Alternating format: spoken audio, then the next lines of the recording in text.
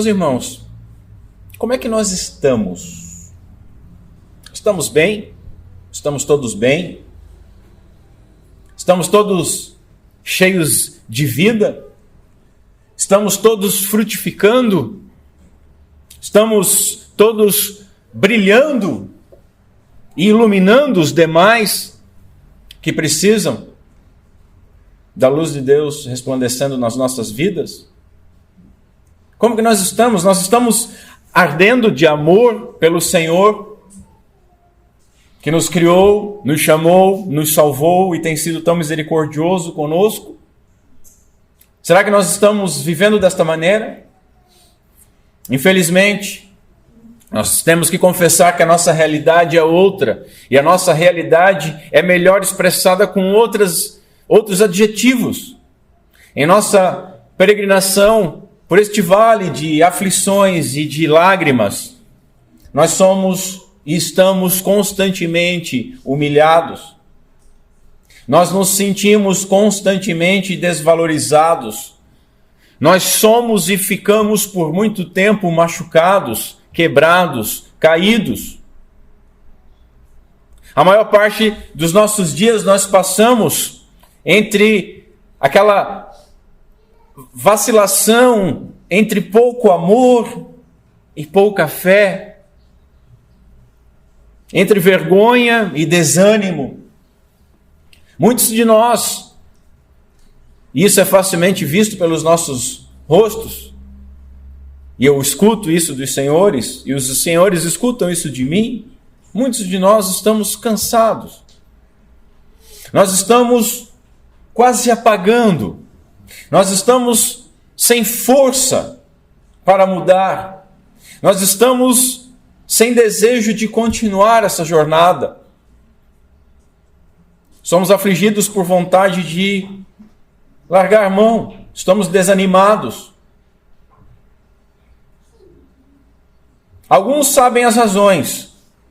Outros não sabem nem dizer o porquê. Você já se viu assim? Por que você está assim, meu irmão? Não sei, eu estou. Eu estou.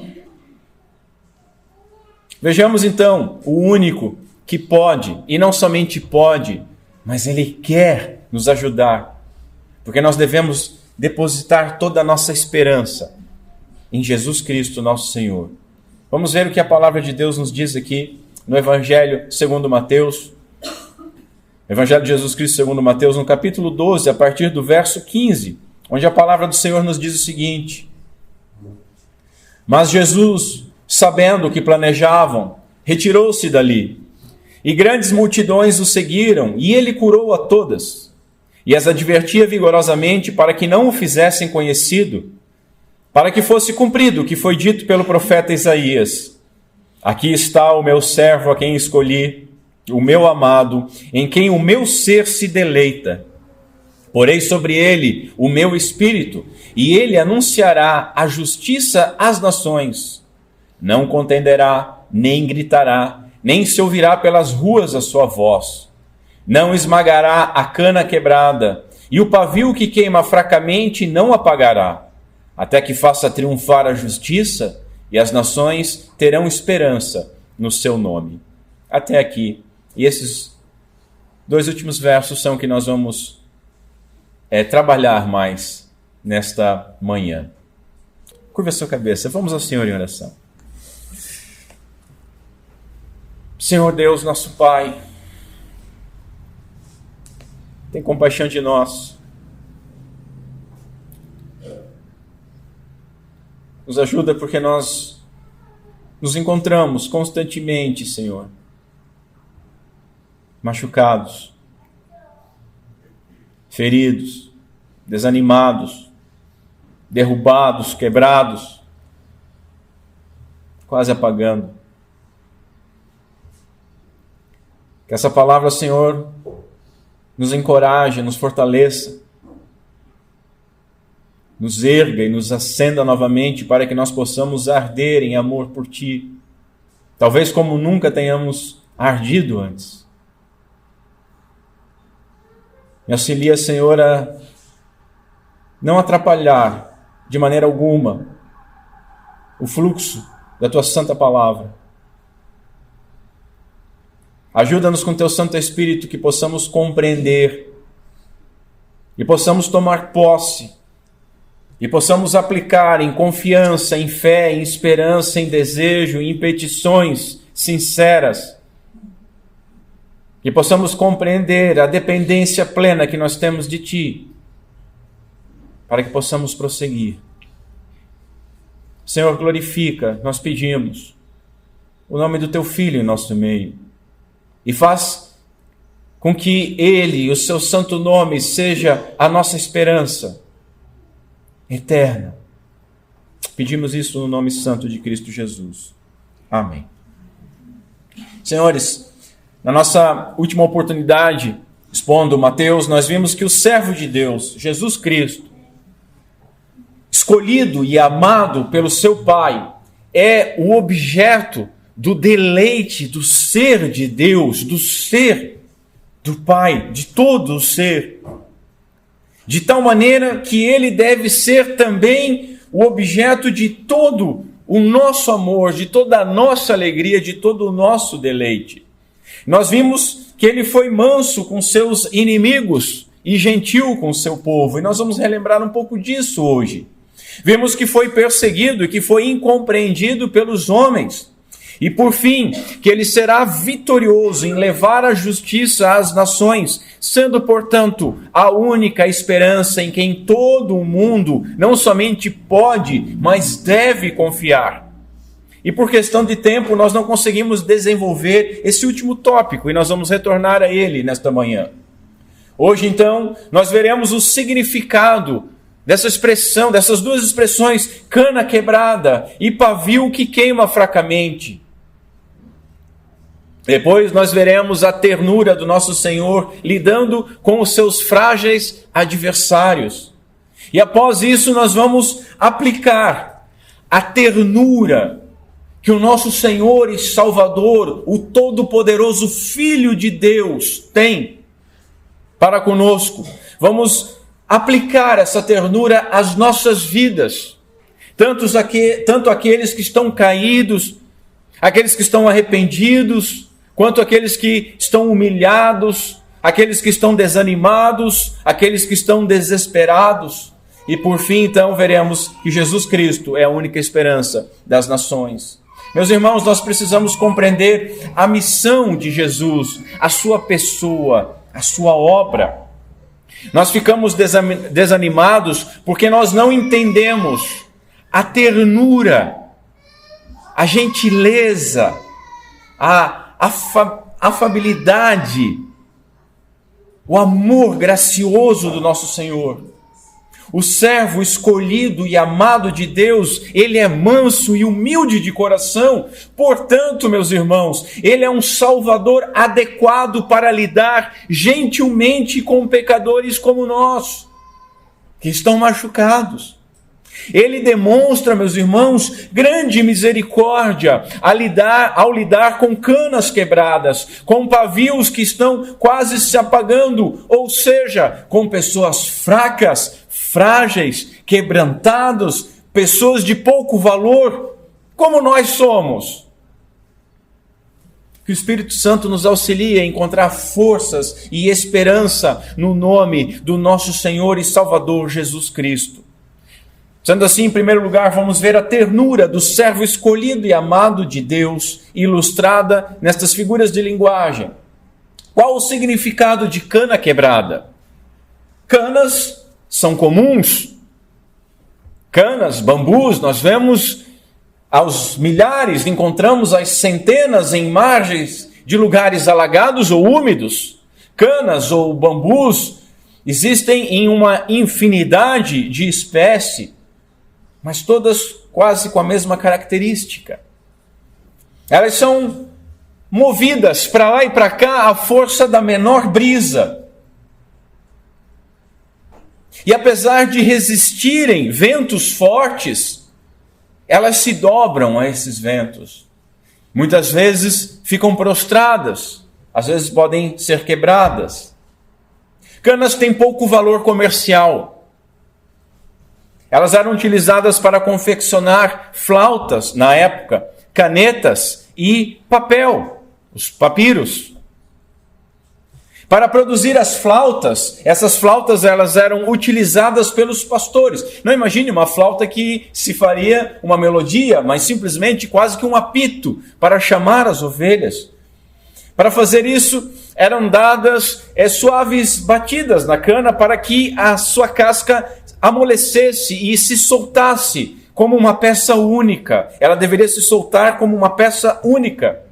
Caso quebrasse, essa cana estaria então arruinada. Aquelas imperfeitas ou rachadas, elas eram inúteis. E meus irmãos, se o seu custo era insignificante, então elas eram descartadas.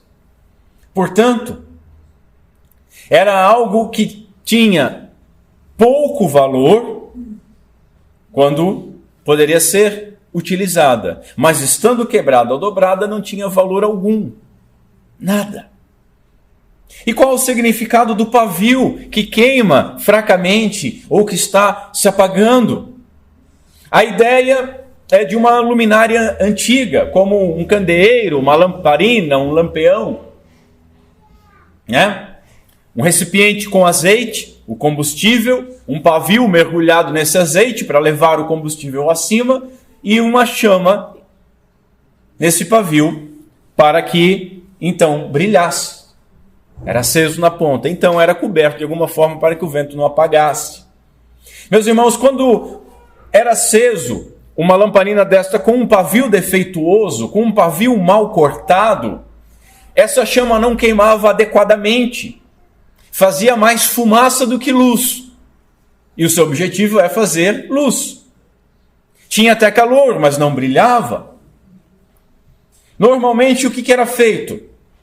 Sabe aquele apagar de velas? Era apagado esse pavio. Se pressionava a ponta para que apagasse, então esse pavio era cortado novamente de maneira correta. Ou quando já queimado e cansado, precisava ser restaurado, era cortado e aceso novamente. Ou então, como também tinha pouco valor, esse pavio era jogado fora e colocado um novo, substituído. Então, na imagem, este pavio, ele não possui mais chama, ele está fraco, ele está talvez coberto de fuligem, ele está numa condição completamente inútil, porque ele não transmite mais luz.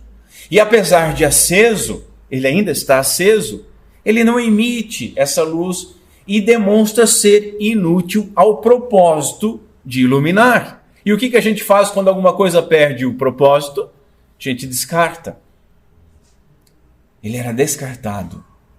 A interpretação dessas figuras, essas figuras de linguagem, é que elas simbolizam homens, pessoas, homens que estão fracos, homens que estão cansados, homens que estão desanimados, homens que possuem pequena fé, homens que foram quebrados pelo pecado, que foram quebrados pela opressão do mundo, que encontram-se agora dobrados, feridos, machucados, cansados, sem brilho.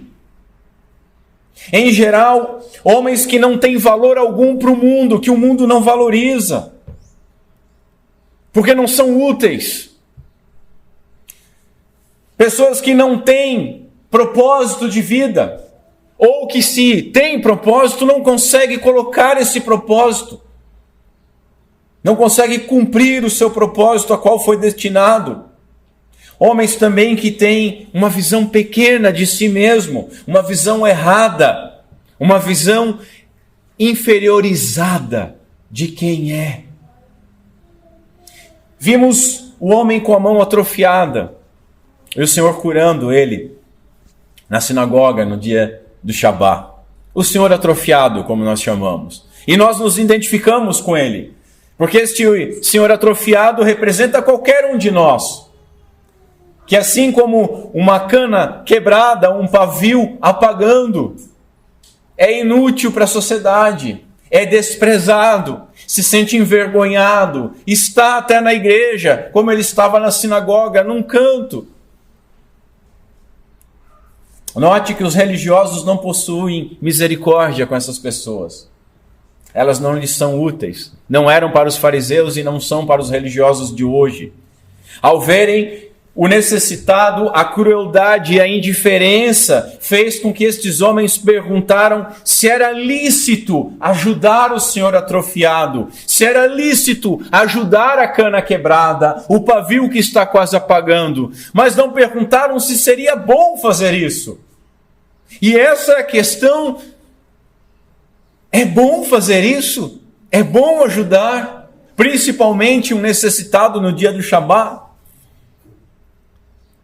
A diferença entre a misericórdia do nosso Senhor, o servo eleito, e a dureza de coração dos religiosos é então revelada para nós em cores nítidas. Qual foi o tratamento que o nosso Senhor deu e o tratamento que a religião e os homens dão?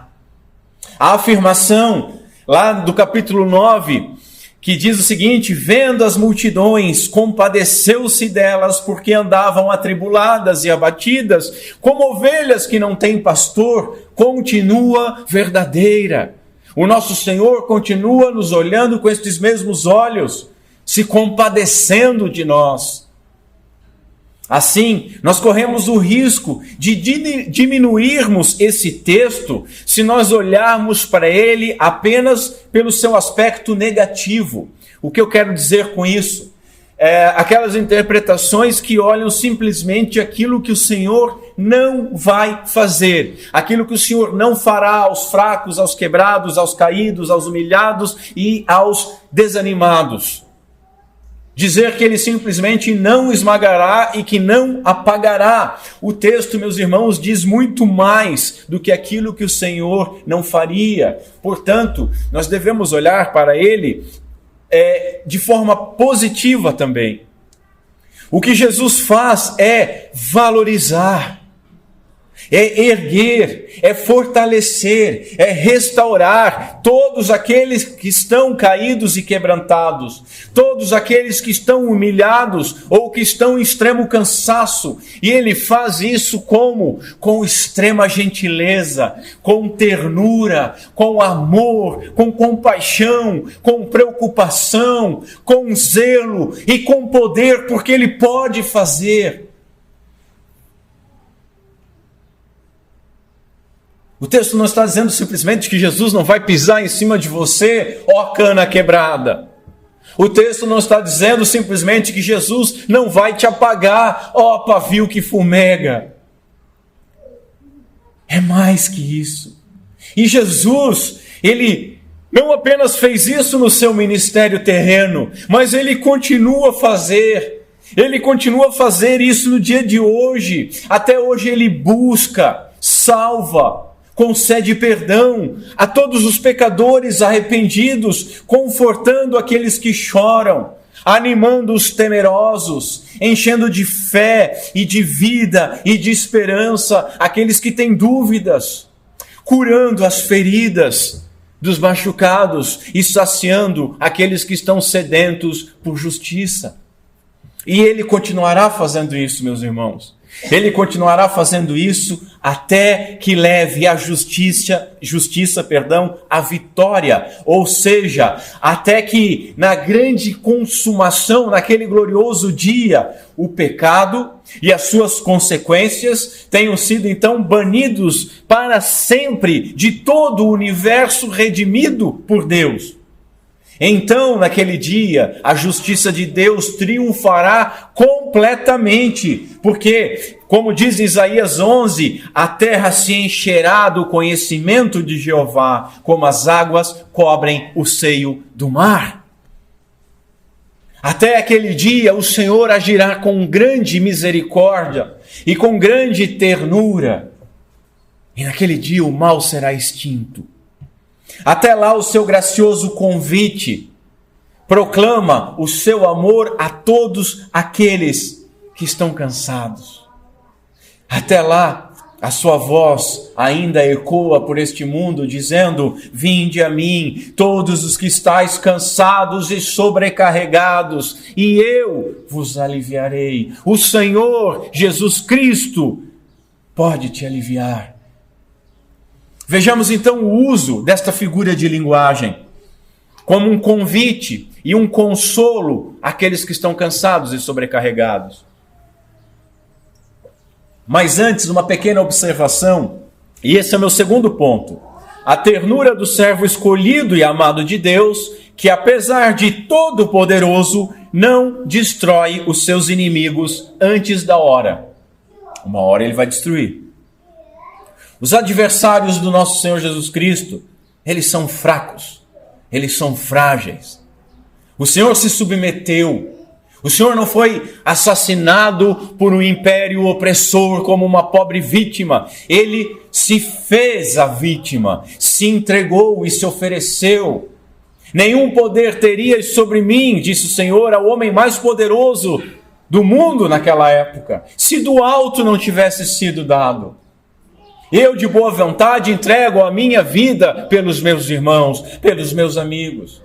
Pai, em tuas mãos rendo o meu espírito. O Senhor se entrega. Por quê? Porque os seus inimigos são frágeis. Os inimigos de Jesus, eles também estão representados aqui por a cana quebrada e pelo pavio quase se apagando. E assim, meus irmãos, nós temos aqui algo extremamente irônico. Porque Jesus, ele não esmagou a oposição daqueles que criam que o Messias deveria esmagar a oposição. Entendem a ironia disso? Eles esperavam um grande Messias libertador e guerreiro. E eles se opuseram e reclamaram. Cadê aquela força para destruir os inimigos? É um homem simples. Mas eles eram os inimigos que seriam esmagados. E isso nos lembra, meus irmãos, que nós devemos ser muito gratos por não termos todos os nossos pedidos, todas as nossas orações atendidas. E isso nos lembra que nós devemos sempre pedir misericórdia e não justiça. Porque a justiça de Deus é implacável. É a sua misericórdia que nós necessitamos.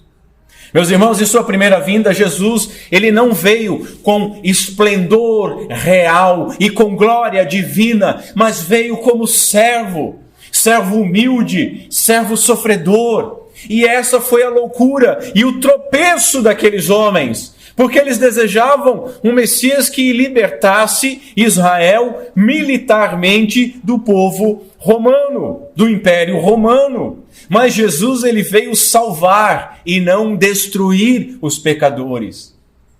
Os pecadores que o rejeitaram desejavam um líder que destruísse os seus inimigos, que no caso eram eles mesmos.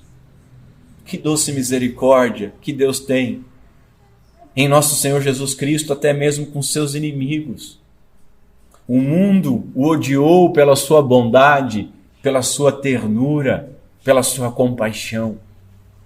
Assim, em terceiro lugar, vamos ver a ternura do servo escolhido e amado de Deus, que apesar de todo-poderoso, não esmaga os caídos, nem apaga os desanimados.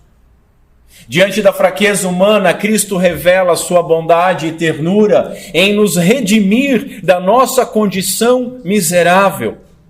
Veja, os arrependidos são valorizados. Como nós vimos, as canas, elas possuíam pouco valor quando inteiras e quando quebradas, quando dobradas, elas nada valiam. Meus irmãos, o pecado dobrou o homem. O pecado inclinou o homem. O pecado quebrou o homem. O pecado tornou o homem completamente inútil para o propósito de glorificar a Deus. Você já parou para pensar por que em Romanos 3 está escrito assim? Porque todos pecaram e carecem da glória de Deus. Você nunca achou estranho isso? Todos carecem da glória de Deus. Espera aí, não é da misericórdia de Deus? Não é da graça de Deus? Não é do perdão de Deus? Por que fala que carecem da glória de Deus? Porque o propósito do homem é glorificar a Deus. E quando não há a glorificação de Deus no homem, ele é um pecador inútil. Ele não tem propósito, ele não tem uso. Talvez você possa estar quebrado. pelos teus vícios, pela sua imoralidade, pelo seu coração egoísta, pelos seus olhos maldosos. Talvez você esteja rachado pela irreverência, ou pela idolatria, ou pelo desprezo às coisas de Deus. Talvez você tenha sido derrubado pelo vento da cobiça, da ganância, da ansiedade.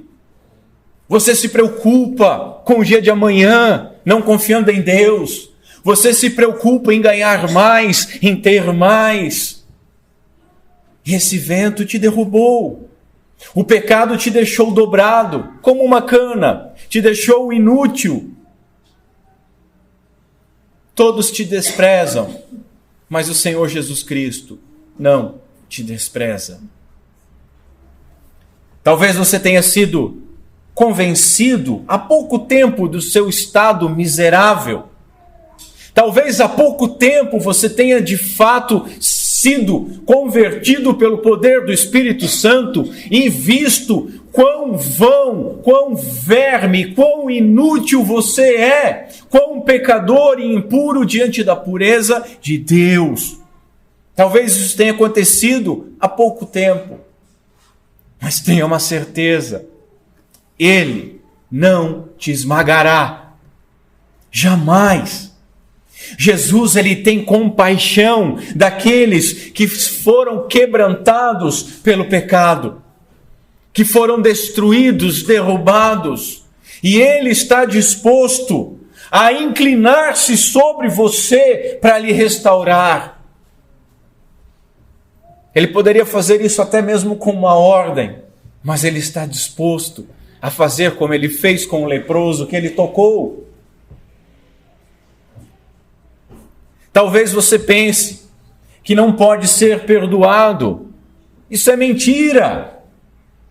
Mentira. Mas você não sabe o que eu fiz, pastor. Não sei, mas Deus sabe. E a palavra de Deus diz que você achar que não pode ser perdoado é mentira. O profeta Zacarias escreve o seguinte: não desprezem os começos humildes, pois o Senhor se alegra ao ver a obra começar.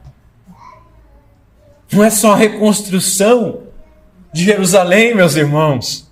É a reconstrução do Israel de Deus, o seu povo, a sua igreja, o corpo místico do nosso Senhor Jesus Cristo sendo reconstruído, e você faz parte dele.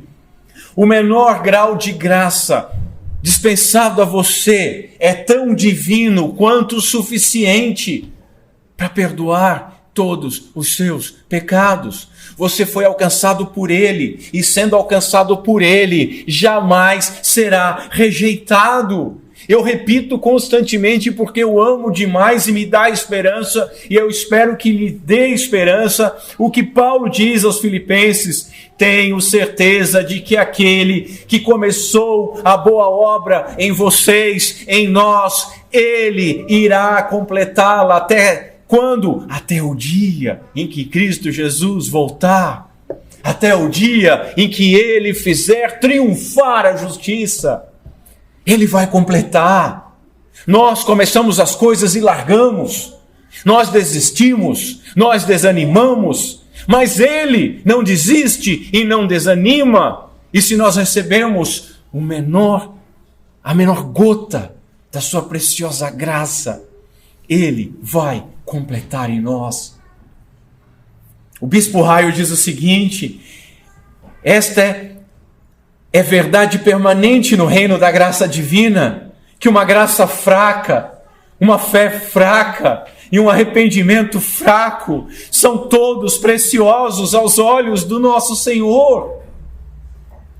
Jó, no capítulo 36, está registrado o seguinte: Deus é muito grande, contudo a ninguém despreza. Poderíamos falar mais: Deus é muito grande e nós muito pequenos, mas a ninguém despreza.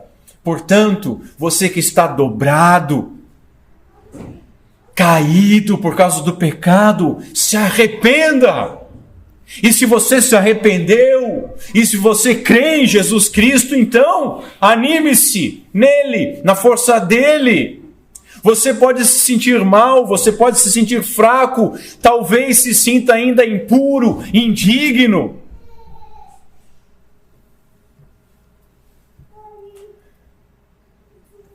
Mas você, ó cana quebrada, é precioso para o nosso Senhor Jesus Cristo.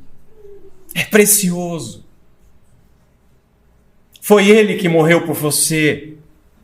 Foi Ele que lhe deu a medida necessária da graça para te salvar.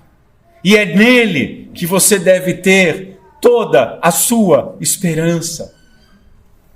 Os caídos são restaurados. Talvez você seja crente há mais tempo, não um novo convertido. Tem anos de igreja, mas caiu, pecou, se inclinou, está derrubado, agora está quebrado, está envergonhado. E agora começa a ouvir as mentiras do diabo, imaginando que não pode ser perdoado novamente. Imaginando que porque você pecou debaixo da graça, você não será mais restaurado. Meus irmãos, meus queridos, é uma verdadeira miséria quando nós, crente, pecamos. Isso é fato. Contudo, ó, minha cana rachada e ferida, nós jamais seremos lançados fora pelo Senhor. Jamais. Nós somos como canas. Nós não possuímos nenhum valor em nós mesmos, até que algo seja feito em nós. Assim como uma cana não tem valor nenhum, até que algo seja feito a partir dela. A cana não vale nada, mas aí você vai numa lojinha, você encontra algum artefato de cana feito manualmente e tem grande valor. E aí você às vezes até despreza, né? Você olha, mas é só uma cana. Mas foi trabalhado. Meus irmãos, nós somos como barro na mão do oleiro. Em nós mesmos, nós não tínhamos nenhum valor. Mas veja, Cristo morreu por nós. Cristo morreu por nós. Após nós sermos resgatados, o nosso valor, ele é mensurado agora, ele é medido pelo preço pelo qual nós fomos comprados. Você entende isso? Pelo que nós fomos comprados? Não foi por ouro, não foi por prata, mas nós fomos comprados, redimidos pelo precioso sangue de Jesus Cristo, Filho de Deus, nosso Senhor, o servo escolhido e amado por Deus. Nós, por nós mesmos, não temos valor algum. Mas qual será o valor daquilo que custou o sangue do Todo-Poderoso Filho de Deus? Uma vez que nós fomos salvos, nós recebemos o Espírito Santo de Deus, meus irmãos, como um selo. Às vezes eu fico indignado quando eu vejo crente nervosinho, compartilhando besteira. Ai, a marca da besta. Deixa de ser besta você, porque se você é crente, você possui o Espírito Santo como um selo. É meu, diz Deus. É meu, diz o Senhor Jesus Cristo. E não somente um selo, nós somos habitação do Espírito Santo. Nós o recebemos como um penhor, como uma garantia de que o nosso Senhor voltará para nos pegar totalmente. Você vai comprar uma casa, um terreno, você dá um penhor, você dá uma garantia que aquele negócio é seu. Essa é uma das funções do Espírito Santo em nós, selo e penhor. Nós estamos, meus irmãos, unidos a Cristo, de maneira inseparável. Da mesma forma como um noivo une-se à noiva no casamento, e a palavra de Deus nos diz que ambos se tornam uma só carne, nós fomos inseparavelmente unidos a Ele. Ele, o noivo, nós, a noiva, nós, o corpo de Cristo, Ele, a cabeça desse corpo. Esse corpo jamais será desmembrado, esse casamento jamais será desfeito. Deus jamais desprezará, principalmente, a imagem do seu Filho em nós. Nós estamos sendo transformados na imagem de Cristo Jesus. E quando o Pai olha para nós, pecadores, miseráveis, quebrados, derrotados, desanimados, chorosos, humilhados, sem fé, sem força, Ele não despreza porque Ele vê a imagem de Cristo em nós. Nosso Senhor, que morreu por nós, jamais nos lança fora. Você vai aqui no mercadinho, compra uma besteira, paga um pouco caro, vai lá, comprou uma comida, uma bebida ruim, não é boa, você ainda consome, eu paguei. Não é verdade? É um exemplo miserável, mas Ele pagou por nós. Ele não joga fora. Não existe divórcio entre a igreja e Jesus Cristo, seu esposo. O Senhor jamais nos desprezará, jamais nos esmagará. Muito pelo contrário, Ele se inclina amorosamente, graciosamente, nos erguendo quantas vezes forem necessárias. E Ele somente descansará da obra que começou quando nós formos completamente restaurados, quando nós formos plenamente salvos, quando nós formos glorificados e transformados de uma vez por todas à sua imagem. Ó, cana quebrada, olha para cima. Quando nós somos quebrados, quando nós somos inclinados por terra, nós ficamos olhando para baixo. Ó, cana quebrada, não olha para baixo, não olha para os teus pés, não olha para essa terra, mas olha para o alto, da onde vem o nosso socorro.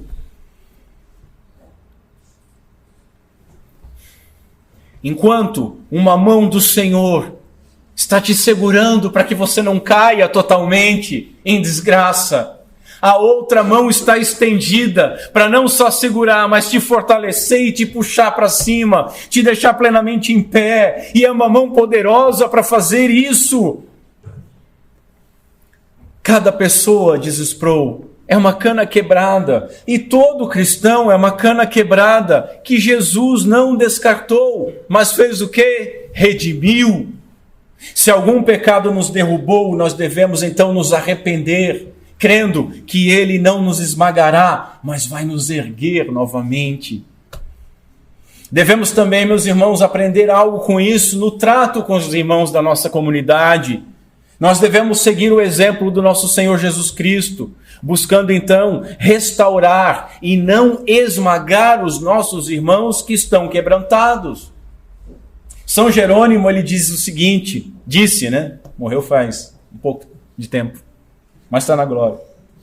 Ele diz assim: quebra a cana rachada aquele que não dá a mão ao pecador, nem leva a carga do seu irmão. Nós muitas vezes temos quebrado e pisado a cana rachada que é o nosso irmão, que é a nossa irmã. Se você esmagou algum irmão, arrependa-se. Se você foi esmagado por algum irmão, perdoe e confie no nosso Senhor. Confie que Ele jamais vai te esmagar. Mas vamos continuar. Os humildes, eles são valorizados. Veja, muitos estão vivendo os nossos dias como um pavio quase se apagando. Queimam fracamente, Não há mais chama, não há mais luz, não há mais brilho. Estão vivendo por viver, estão vivendo inutilmente. E observe o nosso mundo. O mundo somente valoriza, dá valor àquilo que é útil para alguma coisa. O mundo é utilitarista, é pragmático, tem utilidade, beleza, não tem, descarta. Mas, meus irmãos, nós vivemos num reino que não é deste mundo, e o reino de Deus é diferente. Você se lembra da pregação? Você não lembra da pregação da semana passada, né? Mas tudo bem.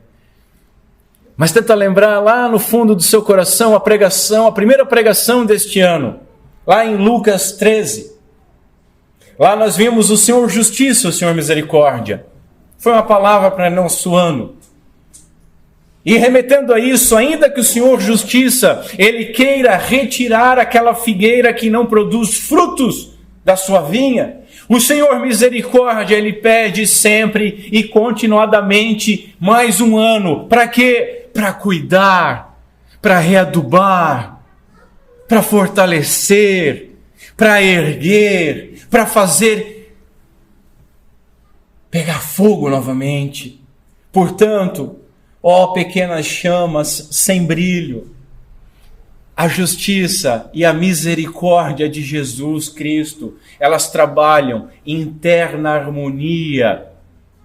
Para quê? Para fazer nós ardermos, brilharmos, queimarmos. Os pobres e humildes, os simples e ignorantes, os confusos e desprezíveis, todos são recebidos e valorizados pelo nosso Senhor, todos eles. E ainda que tenham sido inúteis, Ele não descartará. E mais do que isso, Ele usará. Porque ainda que tenhamos sido imperfeitos, Ele nos restaura e nos usa. Ele nos transforma em vasos para a honra. Vasos ainda de barro, mas para a honra. Cheio da sua graça e misericórdia. Os desanimados, eles também são restaurados. Ó pavios apagando. Você que se sente como um pavio apagando, olhe para Cristo, vá a Cristo, pois Ele pode reacender a sua chama e nada, nem ninguém mais pode. Ele não veio apagar, mas Ele veio revigorar. Ele pode restaurar, fazendo que você brilhe para a glória de Deus, para que você ilumine outros homens que necessitam da restauração, para que você brilhe diante dos homens, para que eles vejam você, as suas boas obras e glorifiquem ao Pai que está nos céus. Um pavio pode estar se apagando, talvez por ter sido cortado da forma errada. Vamos ver as nossas dificuldades. Você está apagando? Preste atenção nisso. Talvez você tenha sido cortado de uma forma errada. Seu pavio foi cortado de uma forma errada. Talvez os seus pais erraram com você. Quantos aqui não foram cortados de forma errada pelo pai, pela mãe, ou por aquela pessoa que lhe criou? Talvez os seus irmãos, talvez os seus amigos lhe cortaram da forma errada. Quem sabe o seu esposo ou a sua esposa lhe cortou de forma errada. Às vezes, infelizmente, esse corte errado acontece dentro das igrejas.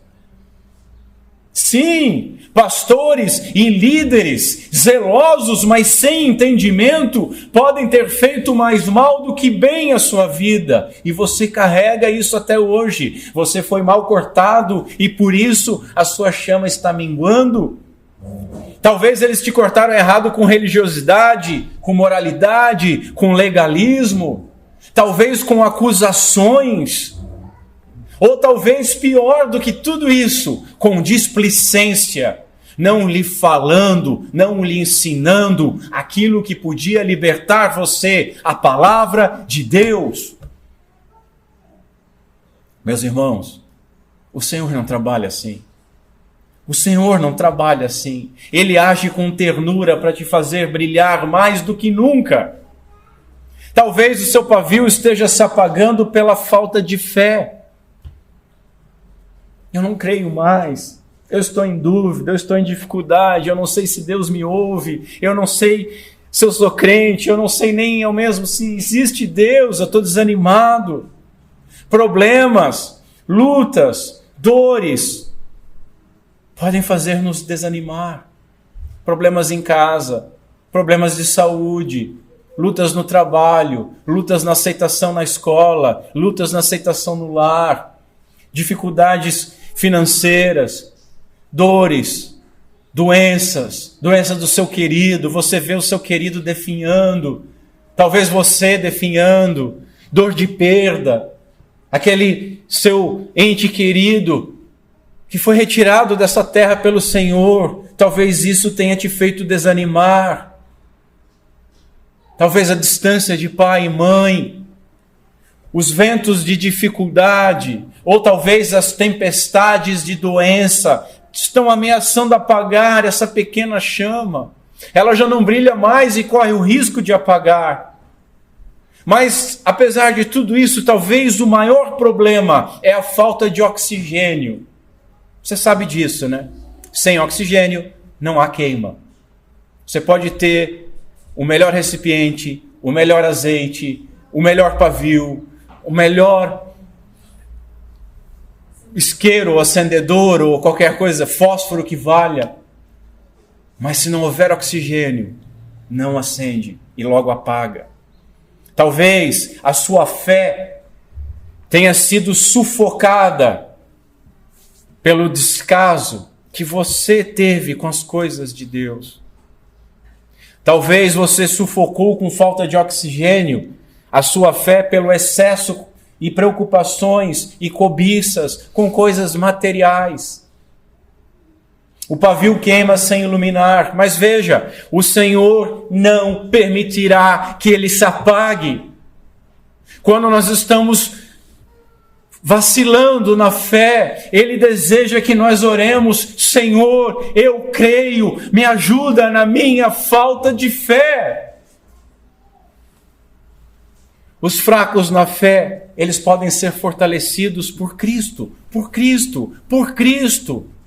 O puritano Thomas Watson diz o seguinte: uma grande fé se contenta em descansar em Deus. O que isso quer dizer? Que uma grande fé não é grande e poderosa, mas ela descansa num grande e poderoso Deus.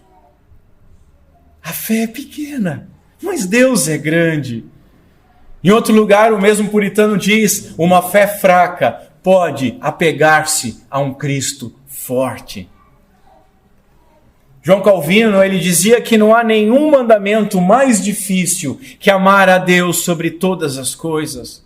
Veja, apesar dele ser todo desejável, nós somos infiéis e nós acabamos direcionando o nosso amor a outras coisas. Direcionamos o nosso amor a ídolos, a criaturas, a nós mesmos. Assim, o nosso amor pelo Senhor enfraquece e vacila como uma vela ao vento, já viu? Ela às vezes parece que apagou e volta. O nosso pobre amor é exatamente assim. Algumas vezes parece somente uma centelha, parece que vai apagar, mas mesmo assim, meu irmão, minha irmã, Jesus não te despreza. Ele te atraiu com laços de amor, Ele te cerca com toda a ternura, Ele sopra dando oxigênio para que essa chama acenda, Ele atiça às vezes com provações para que essa chama acenda, Ele fornece mais azeite e Ele protege com as suas poderosas mãos quando o vento das intempéries e das vicissitudes da vida ameaçam te apagar. Ele não permite.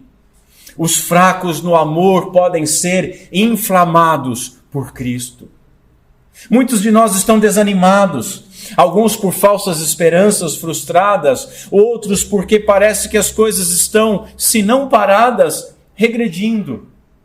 Outros ainda, talvez a maioria, nem saibam o porquê, apenas estão desanimados, sem luz, sem brilho, quase apagando.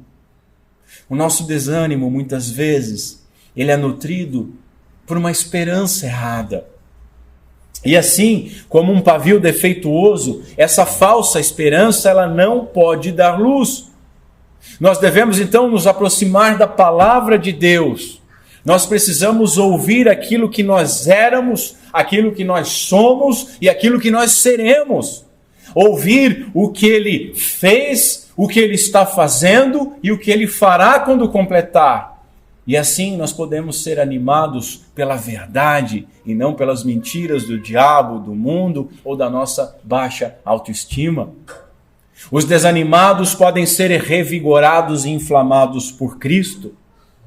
O desânimo ainda pode não ser defeito do pavio, mas pode ser falta de azeite. Quem sabe você não tem apagado o Espírito Santo na sua vida, desprezando os meios de graça, desprezando o culto, desprezando o dia do Senhor, desprezando as orações. Às vezes eu vejo na minha vida e na vida dos irmãos essas coisas. Eu não vou poder ir no culto porque eu tenho uma oportunidade de fazer tal coisa. Não, irmão, você tem uma oportunidade de glorificar a Deus. Eu não consegui orar, eu não estou conseguindo orar porque eu estou muito ocupado. Eu não posso ir no culto porque eu tenho tal coisa para fazer ou eu estou cansado. Eu não tenho lido a Bíblia porque tem faltado tempo. Você tem desprezado os meios de graça e você espera o que com isso? Espera brilhar? Quando foi a última vez que você leu a Bíblia? Quando foi a última vez que você orou e meditou sobre aquilo que leu? Sem azeite, uma lamparina não acende. Sem combustível, o melhor pavio será inútil. Sem utilizar os meios de graça, o crente fica fumegando, sem luz, sem brilho, sem vida, até apagar. Mas, meu irmão, o Senhor está te chamando hoje.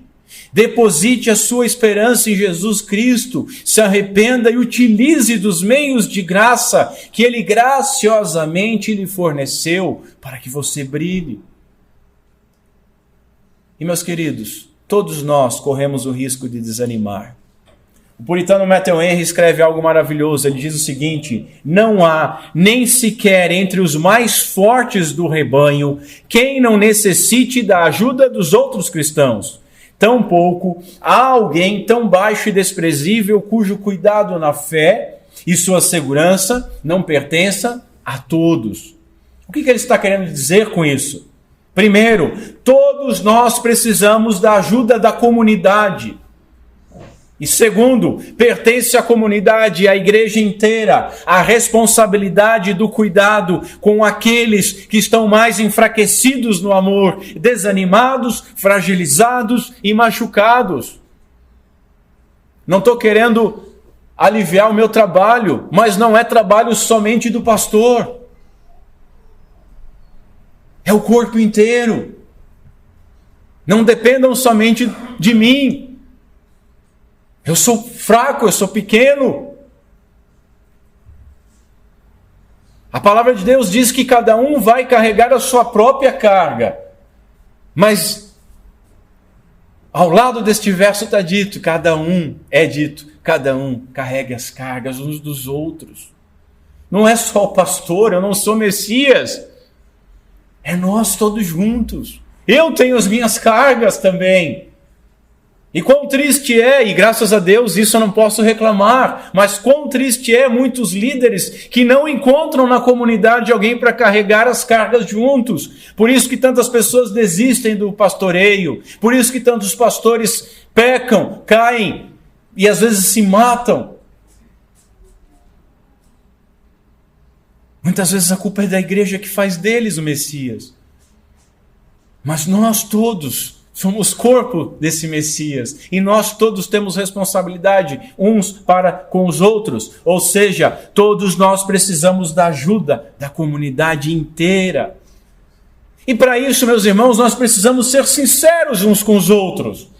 Veja, o Senhor colocou cada um dos irmãos em nossa vida para nos auxiliar e para que nós auxiliemos eles. Nós não devemos mentir. Nós devemos ser alegres em todo momento. Mas eu já tive até em igreja que o pessoal era doutrinado a dizer que estava sempre alegre em vitória. O cara estava no lixo. O cara não sabia distinguir o esterco que estava ao redor dele e dele mesmo. Estou alegre em vitória. Nós temos que ser transparentes. Nós temos que deixar de ser orgulhosos. Como é que você está? Estou bem. Não está. Fala que não está. Ninguém vai adivinhar. Peça ajuda.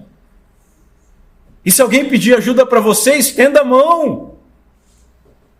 Novamente, Jerônimo diz o seguinte: apaga o fio que fumega, aquele que despreza a pequena centelha da fé nos pequeninos. Portanto, meus irmãos, estejamos atentos e prontos, pela graça de Deus, para auxiliar o irmão que está se apagando. E aí nós chegamos no meu quarto ponto. E esse ponto aqui, ele está...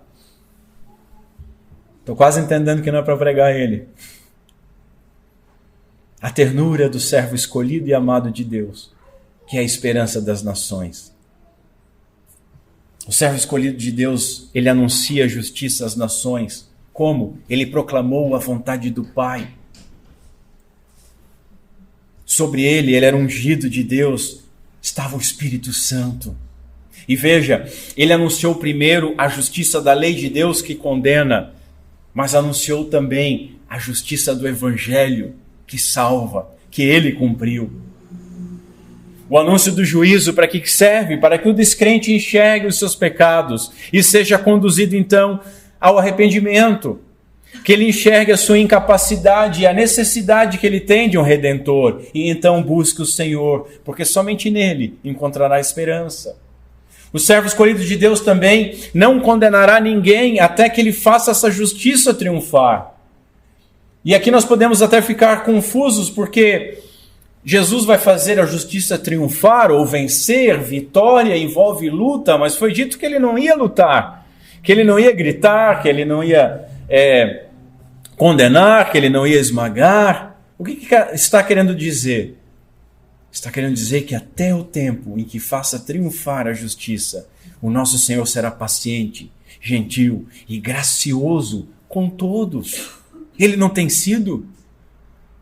Eu não digo os ímpios, mas quantas vezes nós fazemos, pensamos e desejamos coisas que deveríamos ser esmagados pela justiça de Deus, mas Ele nos trata com misericórdia.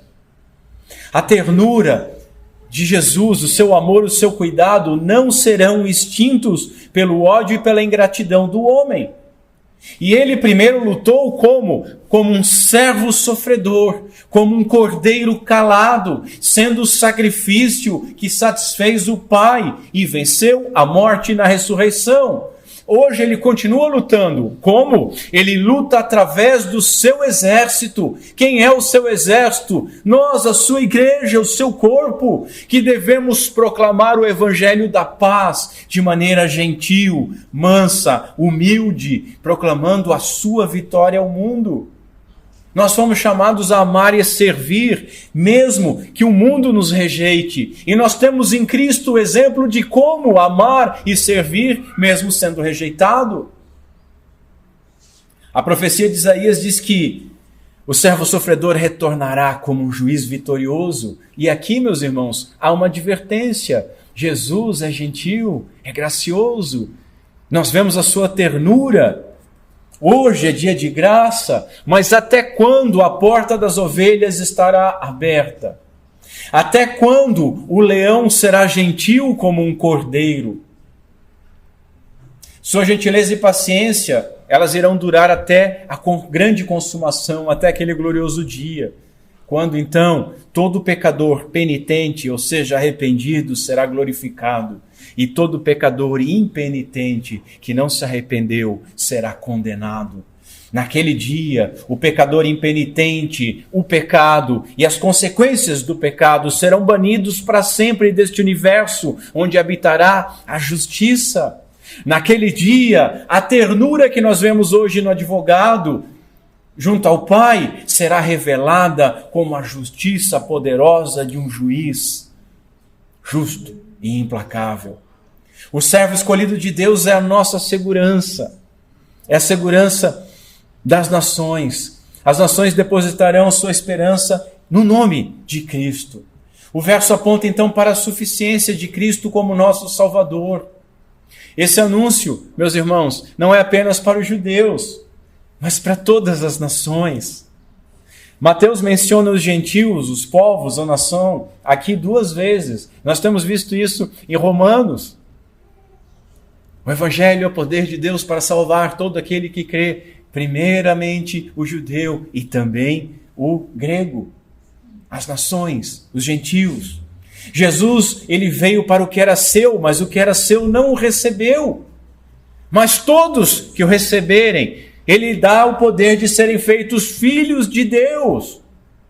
E veja, essa profecia não se cumpriu no seu ministério terreno. Mas nós, hoje, nós somos o cumprimento desta profecia. Nós não somos apenas o testemunho dela, mas nós somos a prova que essa profecia é verdadeira. Porque nós depositamos a nossa fé e a nossa esperança no nome do Cordeiro.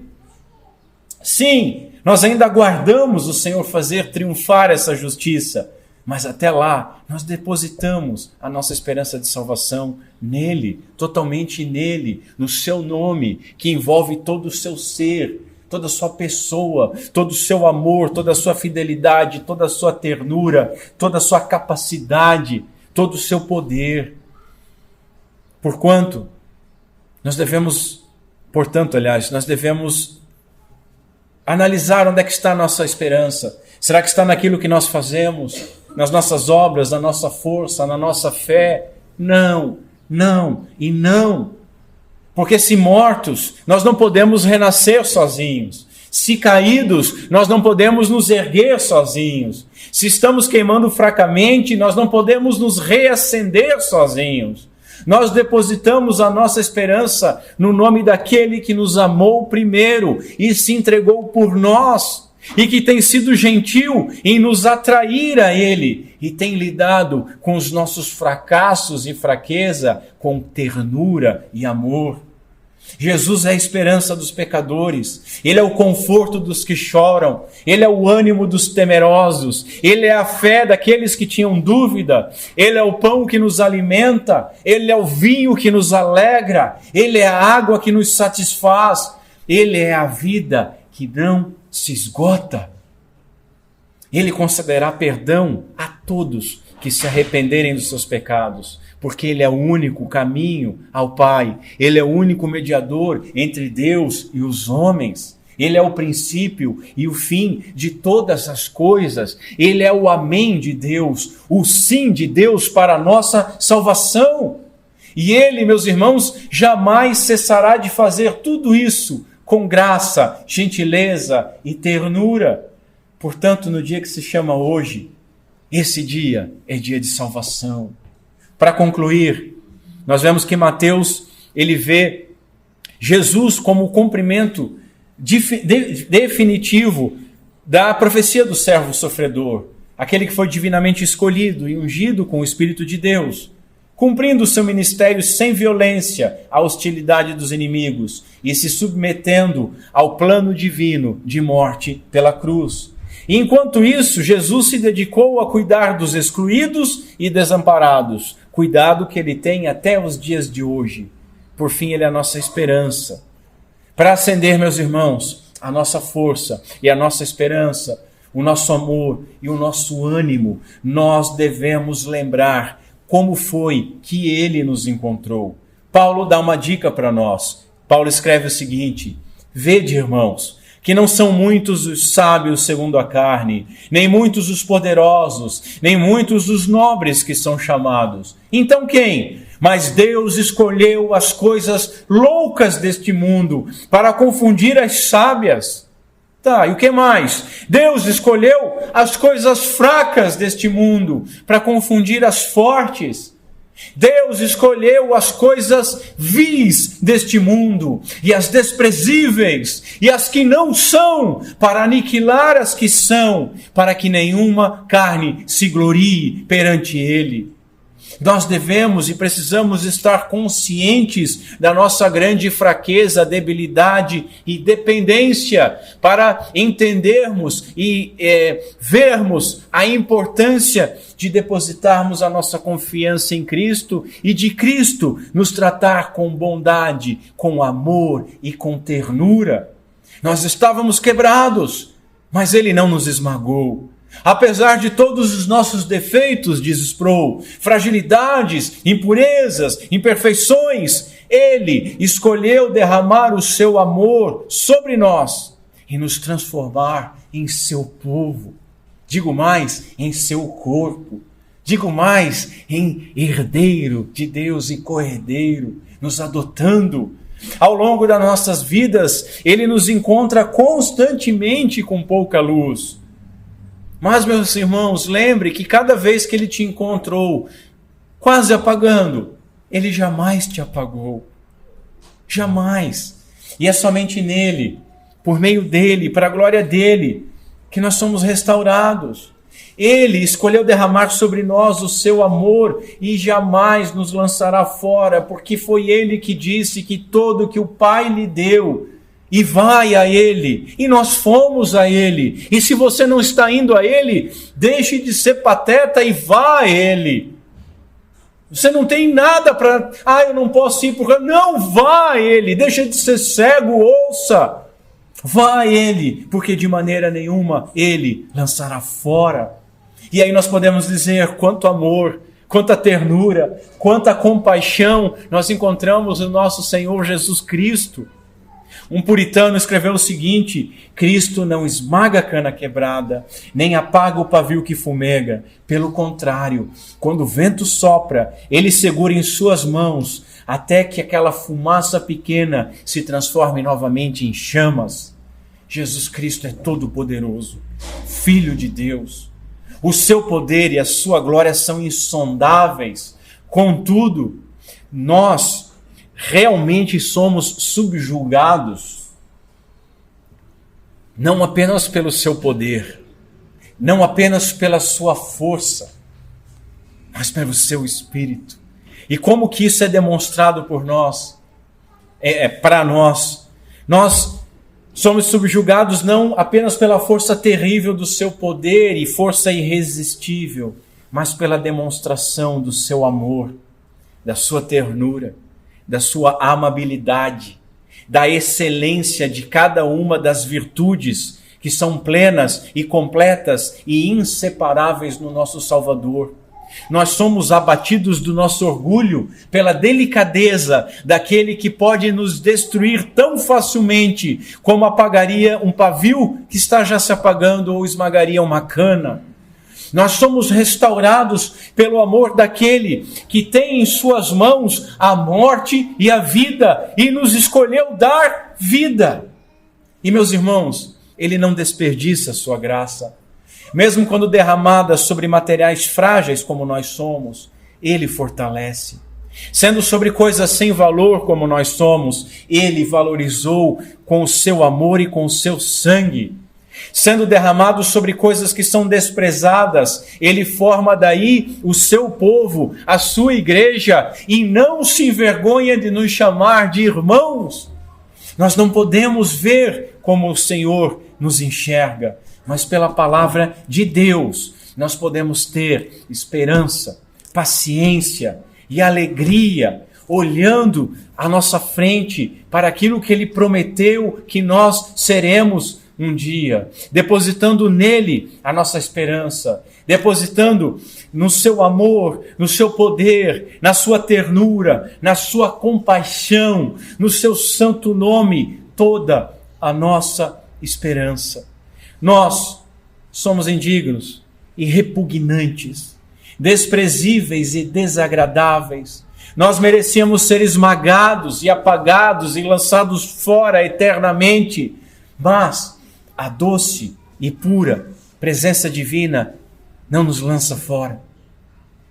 Cristo nos acolheu com todo amor, toda bondade, todo cuidado, toda compaixão, de maneira tão imerecida, não por aquilo que somos ou merecemos, mas por aquilo que Ele é, testemunhando a sua ternura e amor, por aquilo que Ele escolheu conceder, de acordo com a sua boa vontade, para a glória de Deus.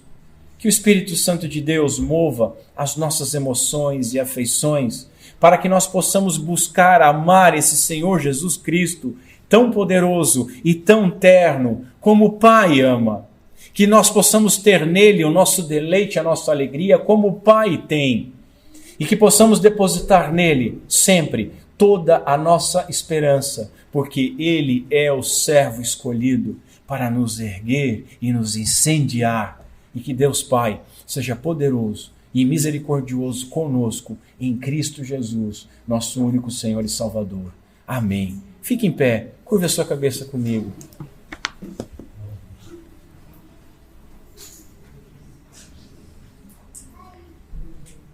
Senhor Deus, nosso Pai, tem misericórdia de nós, Senhor. Nós estamos realmente cansados e sobrecarregados. E hoje fomos chamados com um convite a ir a Ti e sermos aliviados por Ti. Mais do que não sermos destruídos e desprezados, sermos aliviados, sermos restaurados, sermos erguidos, nos sentirmos amados e completados em Ti. Senhor, não permita que nós fiquemos ouvindo as mentiras do diabo, fiquemos ouvindo as mentiras do nosso coração envergonhado, fiquemos ouvindo qualquer outra coisa que não seja a Tua palavra,